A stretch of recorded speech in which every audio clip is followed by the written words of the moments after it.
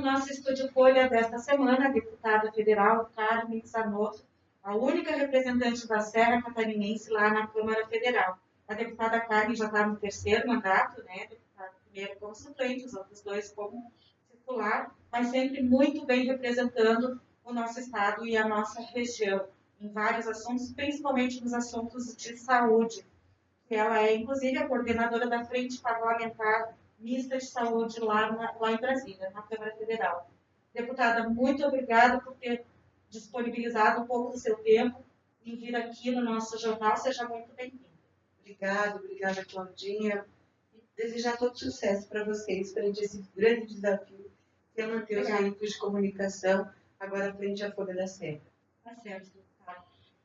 A gente teria muitos assuntos para conversar sobre várias questões, mas nós vivemos numa situação bastante complicada, principalmente neste período aí que a pandemia vem evoluindo, ao contrário do que a gente esperava que ela fosse reduzindo, né? Eu gostaria que a senhora falasse um pouco sobre, fizesse uma avaliação da situação sanitária no nosso estado hoje. Primeiro, rapidamente, falar que mesmo com o recesso, nós da Comissão Externa mantivemos as reuniões, aqui em especial, foram reuniões informais, para discutir a questão dos insumos estratégicos do IFA, né, para a gente ter mais vacinas, a questão da região do Amazonas, a situação do Pará, entre outros estados. E nós aqui em Santa Catarina também, né, em especial nesses últimos dias, vivendo uma situação mais complexa, com taxas de ocupação de 100% dos leitos de UTI especial de Chapecó e todo o oeste de Santa Catarina. Isso é reflexo um pouco do cansaço das pessoas, propriamente dito, com relação a essa pandemia, que já estamos vivendo ela há um ano, e com isso as pessoas também precisam retomar o trabalho. Mas, para mim, Cláudia, ainda a questão sanitária e o cuidado precisa ser reforçado nas atividades mais privadas, como a família e os eventos de festa de aniversário, outros eventos que têm alimentação, que as pessoas acabam, né, retirando a sua máscara para conversa, para o diálogo, e com isso a gente está tendo essa situação um pouco mais complexa no país, e ainda pela insuficiência de número de doses de vacina, exige de todos nós ainda a preocupação, e muita preocupação, e o reforço no autocuidado. A senhora falou em Chapecó, né? Chapecó vive, acho que, a situação mais crítica do estado. Outros estados do país também passam por uma terceira onda da pandemia, mas às vezes as pessoas não pensam que isso pode refletir na sua região, na sua cidade, né? Ah, Chapecó é longe, Manaus é longe, Belo Horizonte é longe. Mas isso acaba tendo reflexo nas outras cidades também, né, deputada? Exatamente. Quando nós vimos o Wuhan, no início do ano passado, os brasileiros pedindo para serem repatriados, em janeiro, fevereiro, a gente imaginava que estava muito longe. E naquele momento, como era localizada a pandemia, ela estava mais centrada na província de Wuhan, não se imaginava que chegasse tão rapidamente no Brasil e nos demais países. E chegou no Brasil e nos demais países. Então, olhar para o Amazonas e para essas regiões mais complexas, como o oeste de Santa Catarina, é buscar redobrar o cuidado nas nossas cidades, para que a gente não tenha necessidade de fechamento de estabelecimentos comerciais e outras medidas mais duras, porque as pessoas já estão muito prejudicadas, tanto quem gera emprego e renda, quanto o trabalhador, assim como a sociedade como um todo, com os internamentos e com os óbitos das pessoas queridas. Então, os prejuízos dessa pandemia já são gigantes, por isso que a gente precisa aguentar mais um pouquinho, sabe? Até a gente conseguir ter vacina para uma população mais ampliada do que aquela que já está sendo vacinada agora. Uma questão da pandemia, né, deputada, é com relação aos leitos de UTI.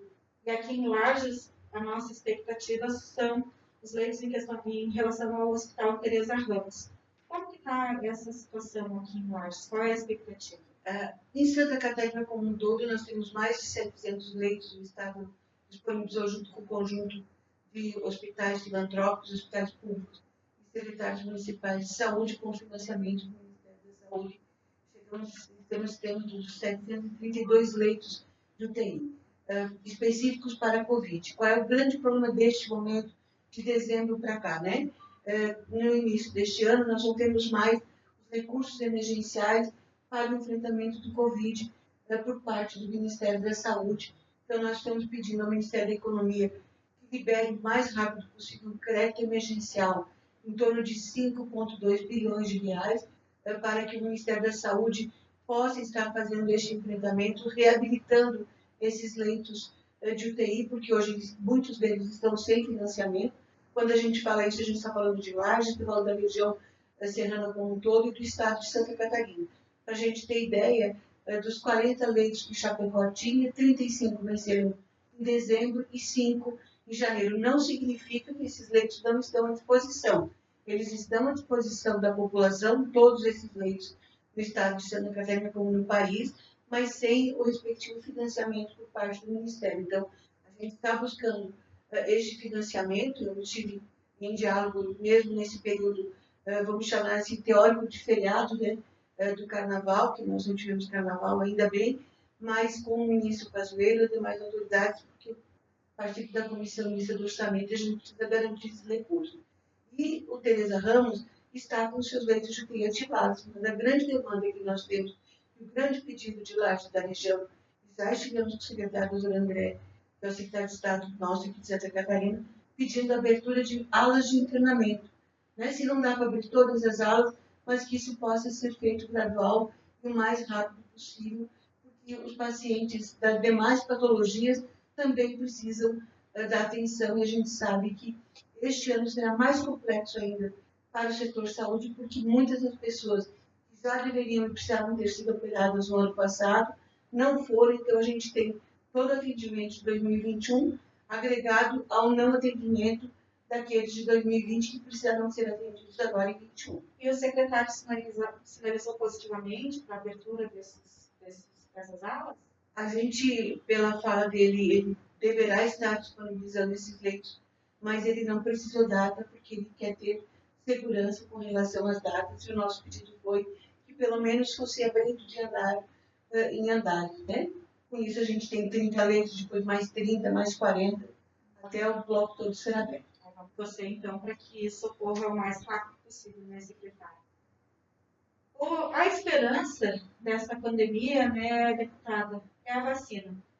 Mas a gente está vendo que em alguns lugares a vacina já acabou, né? As doses que chegaram ao Brasil já foram distribuídas, já foram aplicadas nos grupos prioritários de acordo com o Plano Nacional de Vacinação.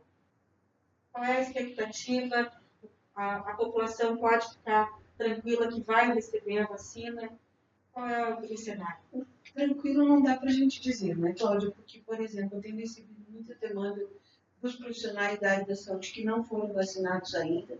Esta primeira etapa estava designada para os trabalhadores da saúde da linha de frente, ou seja, UTI Covid, enfermaria Covid, centro de triagem Covid, unidade básica de saúde com atendimento Covid.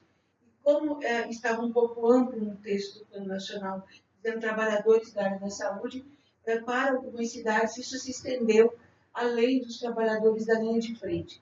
E, com isso, outras cidades não conseguiram imunizar todos os profissionais de uma unidade hospitalar, por exemplo, como é o caso de alguns hospitais de Lages que a gente está recebendo essa demanda. As pessoas que estão institucionalizadas, né, as ILPIs, foram vacinadas, mas o grande desejo era que nós pudéssemos, nesse momento, já estar vacinando todas as pessoas acima de 60 anos, porque com isso nós estaríamos aliviando e reduzindo o risco deles precisarem de um internamento hospitalar e até mesmo de uma UTI.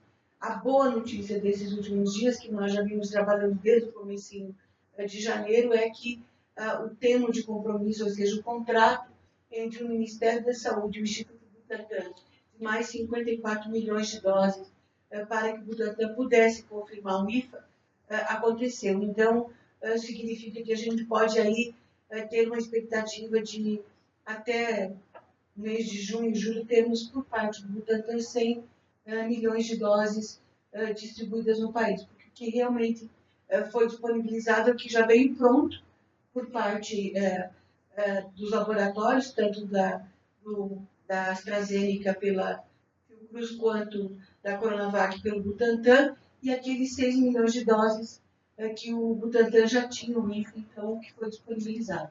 Mas nós precisamos de todas as vacinas que tenham sua segurança e sua eficácia comprovada. Caso contrário, a gente vai viver muitos meses nessa situação e o ideal é a gente poder vacinar o maior número possível da população brasileira, respeitando os grupos prioritários. Esse texto mais amplo, como a senhora citou, do Plano Nacional de Vacinação, acabou gerando uma insatisfação, né, em parte dos profissionais da saúde, que foi o que aconteceu esta semana aqui em Lages com os profissionais do Hospital Teresa Ramos. É porque houve um entendimento mais amplo, justamente esse entendimento mais amplo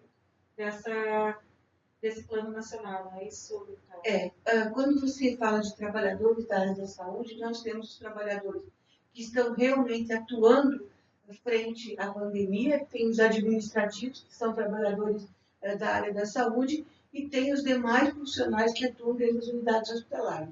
A grande reivindicação dos profissionais que estão dentro dos hospitais é que todos eles possam ser vacinados em função deles estarem circulando nos hospitais, deles terem contato com os colegas de serviço que atuam na área do Covid. Então, é uma reivindicação justa, mas, lamentavelmente, os critérios eles se dão e, neste momento, a gente precisa ser o mais rigoroso possível. Então, o nosso trabalho lá na Câmara Federal é buscar garantir o maior número possível de vacinas. Agora, os critérios de quem será realmente vacinado, ele passa a ser do Executivo. Então, é do Executivo Municipal junto com as deliberações do Executivo Estadual da Secretaria de Estado da Saúde.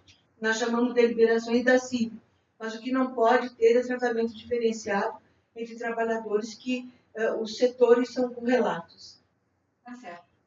Deputada, para a gente encerrar, nessa semana tem a votação, né, de uma MP na Câmara Federal aí, sobre a compra de vacinas, a flexibilização para a compra de vacinas, tanto pelo governo federal quanto para estados e municípios.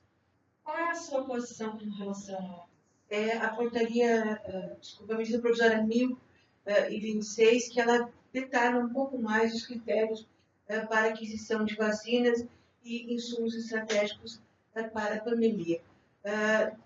Eu compreendo e defendo que o governo federal precisa disponibilizar todos os recursos necessários, por isso o nosso esforço junto à Comissão Mista do Orçamento e junto ao Ministério da Economia, para que disponibilize todos os recursos para o Ministério da Saúde e essas aquisições sejam feitas pelo Ministério da Saúde e distribuído igualmente para o conjunto dos estados e municípios. Nós não podemos ter estados que têm um poder de aquisição maior e outros menor, ou uma cidade pode comprar e a outra não pode comprar. Isso, na minha avaliação, precisa ser adquirido pelo governo federal, porque não dá para ter uma competição desleal, daí aquele que vai pagar um pouco mais consegue comprar ou não. Mas, lamentavelmente, houve atrasos, né, na tomada de decisão para aquisição das vacinas no país e, com isso, as dificuldades. Por isso que nós vamos estar discutindo essa medida provisória, lembrando que, apesar dela flexibilizar alguns procedimentos, a vacina só poderá ser aplicada mediante a comprovação pelos órgãos ou pela nossa Anvisa nacional ou por órgãos similares à Anvisa, que é a agência reguladora de vacinas que tenham a sua segurança e a sua eficácia comprovada. Caso contrário, elas não poderão ser aplicadas. Tá certo, deputada. Sabemos que a senhora vai ter muito trabalho pela frente, torcemos que toda essa situação seja resolvida aí da melhor forma possível e que a vacina chegue para toda a população o mais rápido, né, possível, porque só assim a gente vai conseguir se livrar dessa pandemia. Muito obrigada pela sua presença. Nosso jornal está sempre à sua disposição e torcendo para que seu trabalho traga bastante benefícios para a nossa população. Obrigada. Quero aproveitar esse minutinho final, Cláudia, para agradecer a todos os trabalhadores da área da saúde que estão na linha de frente, que estão colocando a sua vida para salvar vidas. Então, a gente precisa reconhecer muito esse conjunto de trabalhadores, em especial os profissionais da enfermagem, que têm muitos conflitos com relação às suas lutas, e ser muito solidária e meus sentimentos a todas as famílias que já perderam um ente querido para essa pandemia, porque é muito sofrido, inclusive, o distanciamento a parte do internamento hospitalar que essas famílias sofrem. Tá certo, deputada. Muito obrigada. E a você também, nosso muito obrigada e até a próxima semana.